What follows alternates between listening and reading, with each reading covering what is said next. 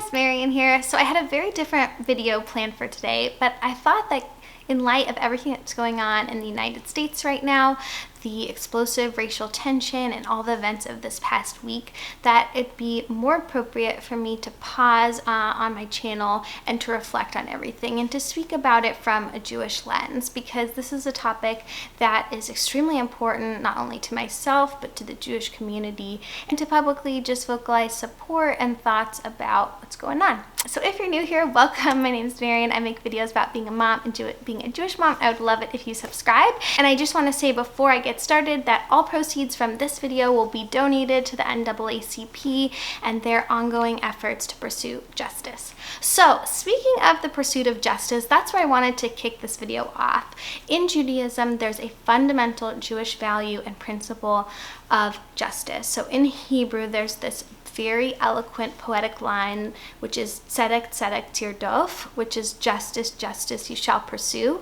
And throughout Jewish history, ancient times and modern times, this line has been used to remind people that the pursuit of justice is the pursuit of godliness in the world. So to bring justice to an unjust world is our role here in the world. So when God created the world, it was fractured and broken, and there were tensions and hate and differences between people.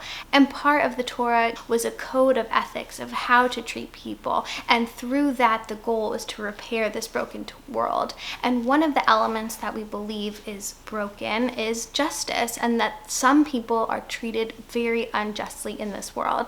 And I think the current situation in the United States is really one that is not so current, which has existed for hundreds of years, which is that there's systematic injustice to Black people, to African Americans. I wanted to talk about what we're doing in my home to combat that, because I definitely am not perfect by any means. And one of the things I thought about as a mom is how I'm teaching my children about race.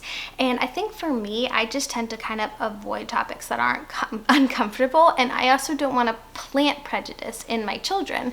So I haven't ever said to them, that person's African American or that person's Black. Now, given my children are 3 and 1, so they're a little bit young, but I realized that if I don't frame the conversation for them, that it will be framed by others. So I started to take a hard look at some of the books we had in our home and realized we have very few that cover these topics in a way that's age appropriate for them.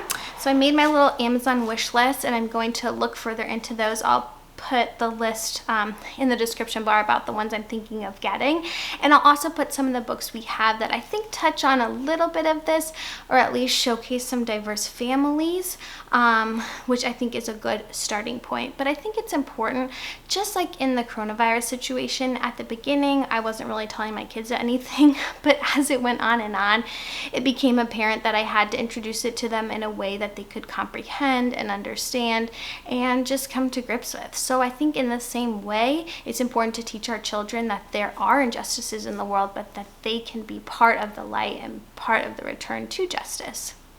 The other thing I want to mention in this video is that when I was raised in a Jewish community, I had always felt like we were anti-racist, if that makes sense, that we were taught that Jewish people and Black people were united in this sense that we both had been treated unfairly. And we were always shown pictures and footage of Dr. Martin Luther King and Rabbi Abraham Joshua Heschel marching together. This is like this famous image of them.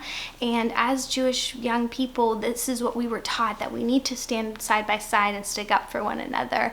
And I think that that was true for many people in the 60s, and in that time of civil rights, that many Jewish leaders did stand up for that. And I think now there are some that have, but it's also a time when we could do more. And I don't have the specific answers to that, but I just kind of want to remark and remember that time when we were really united in this pursuit of justice for everyone.